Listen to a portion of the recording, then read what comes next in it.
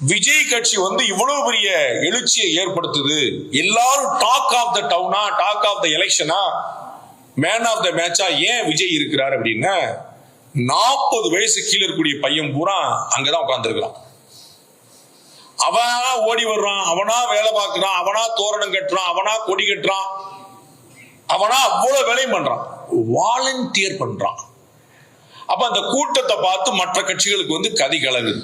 இவங்களை கூட்டுறதுக்கு நம்ம குவார்டர் வாங்கி தர வேண்டியிருக்கு, பிரியாணி வாங்கி தர வேண்டியிருக்கு, சேர் போட்டு தர வேண்டியிருக்கு, போக வர வண்டி வைக்க வேண்டியிருக்குது. இவ்வளவு செஞ்சா சடைச்சுக்கிட்டே வர்றான். ஆமா வந்துட்டாலும் அப்படின்றான். அவன் என்னடான்னா காலையில 10 மணில இருந்து சாயந்தரம் 7 மணிக்கு வெயில்ல நிக்கிறான். உங்களுக்கு புரியுதுங்களா? அப்ப அடுத்த தலைமுறைக்கு கொண்டு போக தவறுனது யாரு? எங்கள் அண்ணன் சீமான் நேத்து ரொம்ப அழகா பேசினார். தமிழன் தற்கூரி ஆயிட்டான் அப்படின்னு சொன்னா தற்கூரி ஆக்குனது யாரு? புரியுங்களா? ஆக்கிட்டான்னு ஆக்குனது யாருங்கிற கேள்வி வருதுல. அப்ப அடுத்த தலைமுறைக்கு கொண்டு போய் சேர்க்காம விட்டது யார் தப்பு?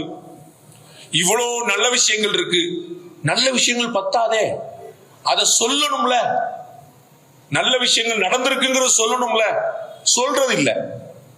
கெட்ட விஷயம் பண்ணா பல்ல கடிச்சு உட்கார்ந்துருக்கான், நல்ல விஷயம் பண்ண வேண்டிய கடமை தானே செய்யறான். அவன் என்ன பெரிய செஞ்சிருக்கான், அவன் கை காசா போறான் அப்படின்னு.